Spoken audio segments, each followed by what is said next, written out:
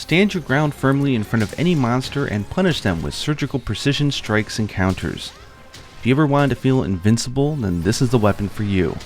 Welcome to my tutorial on the Lance.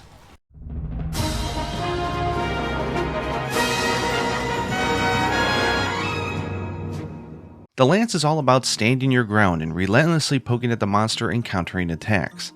The counters here are preemptive, so it's not nearly as severe timing-wise as a parry, although you do get that option in the form of Silkbind Attacks, armor skills, and switch skills if that is what you fancy. The idea here is to poke at the monster with your finger always at the trigger to counter just in case you get attacked. In this guide, I'll be covering the moves of the weapon and philosophy behind when and why to use each. I'll start with the basic moves that you should understand, then intermediate mechanics that add complexity and nuance to the weapon. Finally, I'll cover the Silkbind Attacks and recommended armor skills. MHRise has 3 switch skills which you can unlock as you play the game that can greatly alter how you approach the weapon, but since they are not unlocked at the start, this guide will cover the default configuration everyone has, and I'll do a follow-up switch skill tutorial at a later date. Weapon Basics. The Lance is actually quite simple to use at a surface level. You'll be relying on your trusty 3-hit thrust combo and ability to counterattack. You'll also have the best shield in the game that you can use at any time you feel you're in trouble. You will not be running away from monsters with this weapon. To guard, just hold ZR. This will block any oncoming attacks and will consume some of your stamina. Don't feel afraid to use this move. It's especially helpful on monsters you aren't familiar with, as the sound effect of the guard will tell you where the hit timing in the animation for the attack is, and that will make you a better hunter in terms of knowing when to counter or evade an attack. It will consume stamina, so if you try to guard when you're too low on stamina, or if you get hit by a multiple of attacks in a row, you might get knocked out of the guard and take damage. It is worth noting that you can draw into a guard by simply pressing ZR with your weapon put away, so if you're ever in trouble with this weapon, just hold ZR. Now on to attacks. Press X to do a mid-thrust with the Lance. You can do this 3 times in a row. Press the A button to do a high thrust. This is very convenient for hitting heads, wings, and tails. You can mix and match high and mid thrust as you see fit. The 3-hit thrust combo is the majority of the attacking that you'll be doing with this weapon. The high thrust does slightly more damage than the mid thrust, so use that as a default if it doesn't matter which one to use at the time. The last hit of the 3-hit combo is more powerful than the first 2, so definitely try to get in all 3 hits. After an attack or at the end of the 3-hit combo, you've got 2 choices. The first is evasion. Press B to do a backward step. You can also input left or right when you press B to do a side step, or forward and B to do a forward step. You can mix and match up to 3 of these steps in a row. This is fantastic for repositioning, getting out of the way, or just resetting your combo so you can do another 3 hits in a row. A small technique that the game doesn't teach you is that if you hold back on the left stick in relation to your hunter and press B, you can do a large back step. You can only do one of these, but it's very useful to use if you're using the back step to get out of the way. It's far easier to pull off the large back step if you do it after another move rather than trying to do it from idle. The other choice that you have at the end of your 3-hit combo is to hold ZR and press A. This will do a counter thrust. If you get hit any time while in this animation, you'll counter the attack with a high thrust. Simply pressing and releasing ZR and A will result in a quick cancel thrust, but you can continue to hold ZR after you press A, and you'll hold the counter stance for a few seconds, which adds great utility to this move and allows you to be a little bit more preemptive when you want to use it. In most cases, you will always want to hold ZR afterwards if you're actually going for a counter, or just release it right away if you just want to reset your 3-hit poke combo and stay in place. Now for a quick recap. Press X to do a mid thrust, and press A to do a high thrust. You can do 3 of these in a row. Hold ZR to guard, and press A during the guard to go into a counter. After attacks, you can press B to do steps in any direction, either to reposition or reset the combo. You should be able to complete hunts with just these basic techniques, so I encourage you to go out and try them. Now it's time to move on to the more mechanical moves that the weapon has to offer. Weapon mechanics. The Lance has 4 moves which I consider more advanced, but are still core moves that you should learn to use, as they are what adds depth to the weapon and flexibility in different situations. Because these can be a bit complicated, I recommend that you try these out in the training room as you follow along with the video. The first move is the wide sweep. While idle, or after the first or second thrust attack in your combo, press X and A at the same time. This is an incredibly useful move for crowd control when you have a bunch of smaller monsters around you and you want to get rid of them. You'll also gain some super armor after doing this move, which means for a few seconds you'll be protected from being flinched out of your following attacks. Monster Hunter Rise adds for the first time the ability to charge the wide swipe by holding down X and A for a second, or you can even just hold down X or A after you initiate the move if you're like me and you don't like holding down on 2 buttons. This does a charged wide sweep, and it does a lot of damage. Combo-wise, this attack counts as part of a thrust in your 3-hit combo, so you could do a wide sweep and 2 thrusts, a thrust, wide sweep, thrust, or 2 thrusts and a wide sweep. You cannot do this move after the normal 3-hit combo. When looking at damage, there are really 2 bread and butter combos. You have the normal 3-hit thrust combo, or you can do a thrust and mix in charged wide swipes as needed. Use whichever you prefer, as there are pros and cons to each. The second technique is the power guard. When you hold ZR to guard and press A to activate a counter thrust, press B while you're in this stance to slam your shield down and go into a power guard. Your stamina will start to deplete, and you can hold this guard for as long as you have stamina left. So why is this useful? Well, a few reasons. First, the power guard protects you 360 degrees, so you can counter even if you get hit from the side or back. Second, you'll take far less knockback from attacks you counter. And third, you can swiftly counterattack in any direction with input on the left stick. If you go into a power guard and you realize you just want to attack, you can exit it by pressing A, and input on the left stick will control which direction you thrust. It's a powerful attack in its own right and can be used as such. From a power guard, you can also press X to do a powerful leaping thrust. This is a great move for weapons that deal elemental damage because it hits several times. One thing to note that on top of losing stamina, there is a trade-off for getting less knockback and the ability to guard 360 degrees, and that is that the power guard will give you chip damage from the attack that you counter, more so than a normal counter guard. Still, it's a great move to use, so that's not significant, but it was worth mentioning. The third move is the dash attack. This is a fabulous move with all sorts of different utility baked into it. While holding ZR to guard, press X and A to initiate it, and you'll just keep on charging as far as you have stamina or you decide to end it. You'll hit the monster over and over as you dash into them, and this can be used to close distance fast. Do keep in mind though that if you're using this to just continue ramming into a monster, it will eat at your sharpness pretty fast.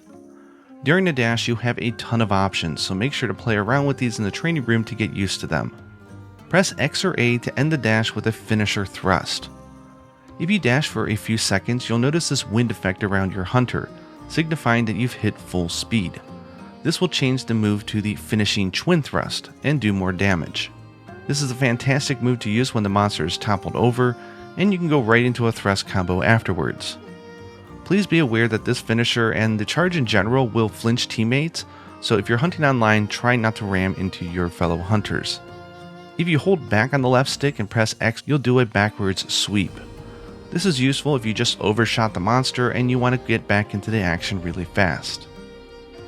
You can press B to just bring the dash to an end, but considering that you can always do a finisher thrust with X or A, I don't suspect you'll ever need to do this unless you realize you're about to charge into a fire blast or something like that. You can press left or right on the left stick and B to do a sidestep. During the dash, you can actually use the analog stick while dashing to tweak your direction, so this isn't that crucial to master, but it's still nice to have there as an option. Hold back on the left stick and press B to do a dash turn. You'll turn back 180 degrees and then start running in the other direction. This is pretty useful if the monster changes position while you are mid-dash. And you can press forward on the left stick and press B to do an advancing jump. From here, you can press X or A to do a jumping thrust. You can even input the direction on the left stick when you attack to face that direction. This is a very useful move for ending the combo without knocking around teammates. It can help build up towards a wyvern ride, and it's great for hitting slightly higher monster parts like heads. Finally, the fourth move is the guard dash. While holding ZR to guard, input a direction on the left stick and press X to do a guard dash in that direction. You can consider this a safe version of a sidestep, but unlike sidesteps, it can't be done multiple times in a row. You have two follow-up attacks from a guard dash that you can do. Press X to do a shield attack, or press A to do a leaping thrust. In general, the shield attack is best if you just want to continue into a thrust combo, and the leaping thrust is good if you just want to get a nice concentrated attack. The guard dash is one of the most difficult advanced techniques to master, so don't feel bad if you don't utilize it at all as you learn the basics of the weapon. But if you are looking for a way to up your game, this is likely a move that you should have your eyes on. There's a lot of tech involved with where and when you can sneak this move in that I won't cover here, but have fun playing around with it once you're comfortable with the previous techniques that I covered. As a bonus, there is one move I didn't cover yet because it's actually very limited in use, and that is the guard thrust. While holding ZR to guard, you can press X to do a simple poke. This isn't powerful, and there's only one situation that I can really think of where it's useful. That is if you have a sleeping monster and you place bombs in front of it, you can use this move to detonate the bombs while also guarding to keep yourself from being blasted back as well. Honestly, this move is so situational that you can get away with never realizing it exists. Silkbind Attacks. The lance comes with two Silkbind attacks at your disposal. While there is a third one that can be unlocked as part of the 3 switch skills, I'll cover that in a later video specific to those skills and covering how they change the mechanics of the weapon. Twin Vine. Hold ZL and press X to activate this skill. You'll stab a kunai into the target right in front of you, and if it sticks, it'll make the monster and you tethered together by a string. It will make the monster more likely to target you, and while the kunai is still lodged into the monster, which is actually a pretty long time, you can hold ZL and press B to quickly do a guarding jump towards it. When you connect, you'll hop in the air and you'll have two choices for follow-up attacks. You can press X or A to do a jumping thrust, or press ZR to do a dash attack. It doesn't matter how far away you are, you kind of always have the ability to comically jump all the way to the monster, and you are guarding the entire time. If you get too far though, the string will break, so make sure not to do that. This is a technique that will take some getting used to for sure, but it could be helpful for monsters that jump around a lot. However, it costs 2 wire bugs to use, so because the next move is such a high utility one, you won't be using Twin Vine all that often, if at all. And that move is Anchor Rage. Hold ZL and press A to activate this skill. You'll do a very quick counter thrust animation, and if you get hit during it, you'll absorb the attack and get a power boost.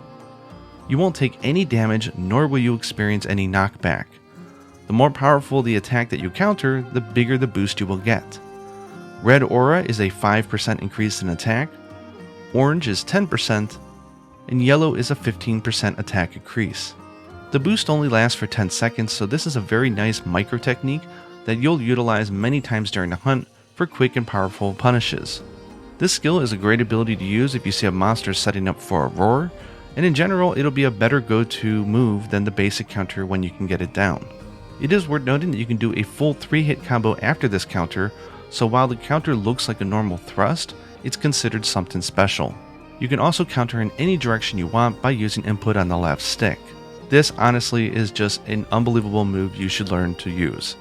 I do want to mention this because the Silkbind is so integral to the weapon and will likely see a lot of use during hunts, that the power increase that it gives you is tied to the amount of knockback it absorbs. So if you put on skills like Guard, which help reduce the amount of knockback so that you can use your normal counter guard attack, it will decrease the bonus that Anchor Rage will get. There is a switch skill for the lance that takes advantage of sets that have lots of levels of guard put into it that you can unlock, but I'll cover that in another video. But just know that the guard is not required for this skill. In fact, it will be more powerful the less levels of guard that you have. The lance at its core isn't that complex, but the multiple choices you get while guarding open the door to a very advanced and situational play. Once you get used to this weapon, you'll never be afraid of a monster again, and it can be best be described as a very comfy weapon. Useful armor skills. If online, you definitely want to craft the Brace Jewel to get the skill Flinch Free level 1, as the lance will often get knocked out of attacks from your teammates like a twig in a thunderstorm. Guard has 5 levels and is a powerful skill for the lance as it will reduce the knockback and stamina depletion when guarding attacks. so it makes it so you can counter guard more powerful attacks from monsters. Make this a priority when putting together sets while using the lance. Each level is quite significant, and at max level 5 it will greatly decrease any knockback you might take and reduces stamina usage for guarding down by 30%. A common consensus so far is that most of the monsters in the game aren't that powerful, so generally guard level 3 might be a sweet spot for most people. As you get later in the game, some monsters have a super attack that they can do when enraged that is not blockable. With the armor skill guard up, you'll be able to guard these, so it's quite useful depending on who you're going up against. Level 1 just alone will let you have the ability to guard the attack and reduce the damage you take from it by 30%, so it's often worth just putting on one level of this skill. Offensive guard is a skill that will come in handy once you are able to use the weapon well, as it rewards you for doing a guard right before you get hit, almost like a parry. Level 1 gives you a 5% attack boost for a few seconds following a perfectly timed guard, 10% for level 2, and 15% for level 3. However, if you're just starting out with the lance, you might want to set up your counter thrust a bit earlier and not try to go for perfect timing, so this skill really isn't that high of a priority when you're first learning the weapon. While weakness exploit is generally recommended for most weapons, it's especially true for the lance since you have such precision in where you hit, so you can take full advantage of the increased affinity when attacking a monster hit zone that is rated at 45 or higher.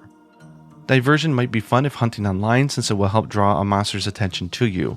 A lance is at its strongest when the monster is in your face, so this can help you be the tank that you are. Other useful skills are speed sharpened since the lance takes a while to sheath, and in general you will not be putting away your weapon since you have dashes and other means to move around, handicraft for elongating sharpness, and again, sheathing isn't something you want to do that often. Anyways, that concludes my tutorial on the lance.